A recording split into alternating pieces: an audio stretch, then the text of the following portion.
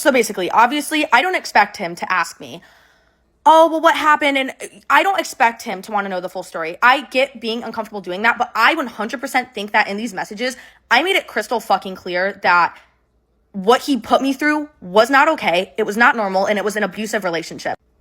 I just think I made that clear. And no, we were not best friends. No, I wouldn't even consider us close, but we were acquaintances, and he knew me more than he knew Evan. He met Evan through me. I've known James, like, at the end of the day, he knows me more than he knows Evan. So it's like, with that information, with what I told you, it should have been, okay, I understand, and move on. There should not be a second part to this. It should have ended right there, and then none of this shit would have happened. There wouldn't be a drama. There wouldn't be a fucking, like, this wouldn't be a fucking drama if it ended where it should have. And in my opinion, if you have good morals, it would have ended there. I know people in my life that I have, like, am acquaintances with, and they would not do that to me, and I would not do that to them. I would not do this to people that I've even collabed with once. I wouldn't do that to somebody. So in my opinion, it should have fucking ended there. And there should have been no communication between him and Evan past that point. But obviously that didn't happen. So a week after I send those text messages, me and Evan are broken up, obviously, but we were not on no communication yet. And so this was, literally, the day before I go live and say that I was in an abusive relationship. This was the day before I officially made it no contact and realized, holy shit, I wake up, basically. So me and Evan have our final call. And this is when Evan says to me, if you tell people what I did to you, that means you never loved me. That's when he said all of that on the phone. It was our last ever conversation. But in the beginning of that phone call, while we're talking, he brings up me making a 30-part series. And I immediately am like, how the fuck do you know that? And he quote said a 30-part series. The only fucking person that I texted about making a 30-part series was James. James was the only person I told about making a quote 30-part series. Once again, I don't know how true this is. He was abusive. He was like literally, like we all know by now. But Evan told me that James had sent him screenshots of our messages warning Evan that I was going to make a 30-part series. Once again, don't know how true that is, but it makes fucking sense because on the phone, Evan literally said, so are you going to make that 30-part series about me? And in the text messages, once again, in the messages, I quite literally quote, tune in for the 30-part Who the Fuck Did I Marry series. Cool, like, the fuck? So allegedly, apparently, from what I was told, is that right after sending those text messages telling James that we broke up, James went and DM'd him on Instagram, sent him those text messages to warn him, and then they started to create a friendship. And obviously, that forms to be true when about a month after all of this, I still have not spoken out publicly. The only thing I've done is go on live and say that I was in an abusive relationship. I was not ready to talk about the details of it. Still healing, okay? But I'm scrolling on Snapchat and I see that Evan had posted a Snapchat in the exact area that James lives in a backyard that looked identical to James's backyard. And immediately I was like, there's no fucking way. Because this was about a month after I had been told that they were DMing.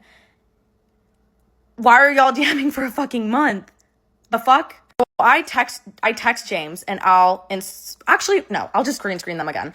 And mind you, the last time that we texted was me telling him that we broke up, okay? I text him on March 1st saying, this is so random, hope you're doing good. Are you with Evan? He says, what? Your ex Evan? Doesn't say yes, doesn't say no. I said, yes, posted a picture, looked like your backyard. He goes, why would Evan be in my backyard?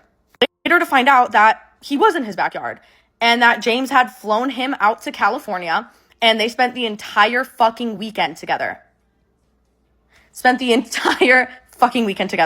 And honestly, if you knew you weren't doing anything wrong, why didn't you just straight up answer my fucking question and say, yeah, he's here, we're friends? Like, And in James's video, he was saying that, oh, well, he seemed depressed and sad and like he needed a friend. I have a lot to say about that, but first thing, if you're just being there for a friend and that you think he's a good person, why do you feel the need to have to lie to me about it? Why do you feel the need to have to lie to me about it? If you truly don't think you're doing anything wrong, why did you lie? Why did you lie about it? And then also keep it such a secret. Second off, you're being there for a quote friend that is your ex or your friends, acquaintances, ex-boyfriend that I told you was abusive. Like, what the fuck? It's just like, moral of the story is like, you obviously knew you were doing something fucking wrong if you had to lie to me about it, you know? So that entire weekend that they're together, I drive past James's house to see if I could see anything. Cause I was like, I need fucking proof. Like, I know they're together, but I need proof because I'm so pissed. Obviously don't see anything. And at this point, I'm just, I don't know what's going on. I have no proof, but I have a gut feeling that they are together, that they are hanging out. Fast forward another month. Me and James do not text. Nobody ever comes clean about anything. Nobody says anything, nothing. I release my He Doesn't Love You, and I talk about everything that he had done to me. And me and James still are not talking. He still does not text me and say, hey, I'm sorry, doesn't try to explain himself, nothing. And in my opinion, that's because he didn't think he'd get caught. He didn't think I'd find out. So he had no reason to tell me firsthand. And that's why this shit really pisses me off. I end up texting James, asking to FaceTime for a segment on my podcast because Jacob had this funny idea that we were going to FaceTime James and James is going to be like, ew, Jacob, and then like hang up. It was supposed to be like this funny bit. I could include screenshots. Literally the next text a month later, after me asking if he had flown my ex-boyfriend out, I literally just say, hey, totally normal conversation. He does not bring it up. Nothing. At this point, I don't have proof to back up my theory. So cool, whatever. But yeah, he doesn't say anything, acts like everything is normal. So then it is Coachella weekend, a couple weeks later, and a video is posted exposing James to have flown my ex-boyfriend out to California.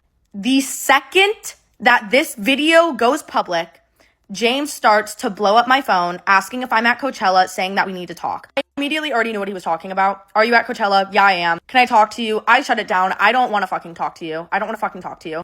He says, I felt guilty for weeks and I didn't know how to tell you and I owe the truth. I explained it to you from my mouth, not the Zach guy, and then you can feel however you want to.